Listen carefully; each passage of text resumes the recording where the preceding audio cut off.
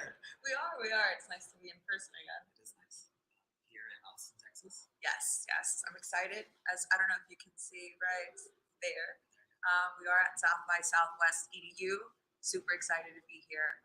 Yeah. It's a little unseasonably cold this morning, Yes. which should be warm for an important event. I think Very important event. Yes. We have, I don't know what number it is, but we have leadership journeys today. South by Southwest EDU tonight, rooftop. It's going to be great. We have a really amazing lineup. I think it's worth saying, like, we're talking in the present tense, but this will air on Thursday. Yes. It will have happened, and it was amazing. It was great. That's not true. I think. Right. It is amazing because the people that we involve in it are themselves amazing, and they're really the ones that kind of bring the heart and the soul. Yes. If past experience proves true, right? And today's guest for Cup of Joy, I think, is our most seasoned leadership journey panelist. I think so, or will be tonight. Yeah. Yes. I'm so excited. So who's our guest, Chris? Well, I'm going to actually get up, because of the setup, I'm going to get up and leave, but Nancy Gutierrez is going to have a conversation with Carlos. So Nancy, come on and join the Cup of Joy. I wish we had a... Coffee. Hey. Hi, welcome. Bien, ¿cómo estás? Good. So, welcome to the show. This is actually really cool that we have this set up for us. It's been great seeing you on stage, and I think this is the second time I'll see you on leadership or at Leadership Journeys. And you were not in Detroit. I was not in Detroit. Yes. All right. So you, this is your third time actually. So I wanted to start off by saying, one, that it is such a pleasure to I guess, support you and work with you in Leadership Journeys, because I don't really ever see Latinas in a role like yours. So you're an inspiration to see and be with in space and community. But with that question, how did your leadership journey begin? You know, I have to take it back to 1992, 8th grade. And something I admire about you is that you are a big picture alum. You've come back and you're spreading the love, and you're supporting the organization grow, and you're giving back to the community that raised you. And that's exactly what I did in my career, and what I consider myself to continue doing. And so, you know, I was raised in East San Jose, California, you know, predominantly Mexican-American, predominantly Chicano. My home, my love, and the community that raised me. My mom still lives there today. I was a teacher. I was a principal of 2 different middle schools before I came out to the East Coast. But I say all that because I think that there was a temptation or a narrative within the community that to be successful, you actually had to get out. You had to leave, right? You see what I'm saying? Yeah. So 8th grade was a real turning point to me in 1992 when I walked into my classroom and my 8th grade teacher, Mr. Lovelace, was just like genuinely happy to see me. I had never had a teacher who wanted me in his or her classroom, and that entire year was the first time I was ever exposed to authors of color. You know, we read Maya Angelou. We took Tracy Chapman's "I Have a Fast Car" lyrics apart, similes, metaphors. We engaged in Socratic seminars and debated, and he really made learning stick in a way that I hadn't experienced, and I fell in love with it. I fell in love with learning, and I thought to myself, man, I want to do this for others. You know, it's kind of like we're talking about, you know, you're giving back. Like, I want to be able to create these spaces. When Back became a teacher, I wanted to be exactly like him, except I brought in the Black Eyed Peas, you know, mixed it up a little bit. And then as you're in the system, you realize, wait a minute, I don't know if impact can really happen classroom by classroom. It does happen that way, and I loved being a teacher, and I consider myself still a teacher, but I really saw the value of the principal role in system-wide impact, and so then I moved on to focus there. Wow, you really hit me with you have to get out, because I'm, like, in order to succeed. Wow, okay. Anyway, because that's so true to me. And similarly, we're from the West Coast, but now we're both in the East Coast. West So Coast. that connection, yeah. So tell me, what is it about Leadership Journeys that this makes it your third time presenting? Yeah. Yeah, it's my third time presenting. If not for COVID, it'd probably be our 4th or 5th. Yeah. It's a place. It's predominantly BIPOC community, and I feel like we just take our blazers off, let loose a bit, have some real talk about what it took to get us to this place. Because in these settings, when we are advancing in this world, because there are so few of us around the table at times, code switching becomes really important. I'm not saying it's not, and we have to keep doing it.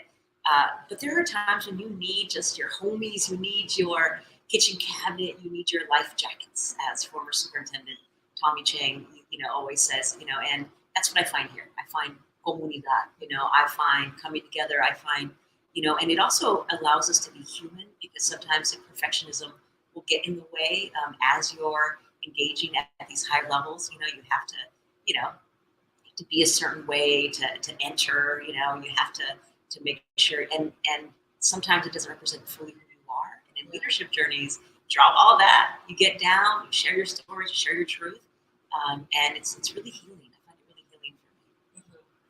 I thinking of like you're in New York City, so thinking of, and I'm in Jersey. I find, at least for me, it's really hard to find like Chicanx or Chicano community in the East Coast. Yes. How do you bring a flavor Yes. of like who you are into the work that you do? Carla, that's a deep question. I know. That's a deep question. Well, I think that it's our responsibility that when we do show up at the table, we have to bring that part too. And that's why it's interesting, because I've been through my own identity journey of, I grew up like hardcore Chicano, like that's just my heart, you know what I'm saying? Yeah. It's at the heart and the core, of who I am, and coming out to the East Coast, because I didn't find comunidad out here. I have to tell you, man, it was really, the Black community, really the Puerto Rican community that, kind of embraced me, took me in. And so my identity has really shifted from only identifying as a Chicana to Latina, to woman of color, to, to continue to extend familia, right? Comunidad, to continue to do that. And in those settings and beyond, lifting each other in all the beauties of our intersections and our identities that we bring in those circles too, right? Not as, because we're all, even tonight, right? We have so many different identities and intersections represented on the stage tonight, and we lift each other, we elevate each other's voices. That's where my Chicanidad comes out, really clearly, and especially the last question about the music that really inspires me. That's my favorite part. Listen, I've recently, maybe it's me like wanting and longing for like that connection that I don't have in the East Coast, but I've been listening to some like ranchera music, like especially, yes. and then I go back to like Juan Gabriel too, like music that like my family listened to that I don't hear. Anyway, I feel like our stories are so similar now that I'm over here talking with you. We have so many connections. I know we do. So, okay, one thing I really want to ask you, this is just like, tell me about cars, because I feel like I see the images in your leadership journeys, because I always wanted to show your Paula. Like, okay, all right. The car, I mean, we rode low and slow, man. I grew up East San Jose, King and Story, where we would, roll out on Friday nights and Saturday nights, East Side oldies, it was like you were hanging out on a rooftop somewhere, with a drink in your hand, except you were in a car. Yeah. You were checking on each other's cars, you were having conversations, back in the day, you would flirt, you would, you pick up your next boo, you do all that stuff, you make new friends. It's there's a history of lowriders in my family. Really? And I remember, that being a big influence, but it was really like based out of pride. Right? Yes. Like getting the car, a really old school car, priming it. I remember my brother would be in the driveway, just like priming his car, all the time. And then making sure that the rims, were the right rims, and he dropped it a little bit. And so when I in my high school years, I got it's gonna sound to you like a wannabe lowrider.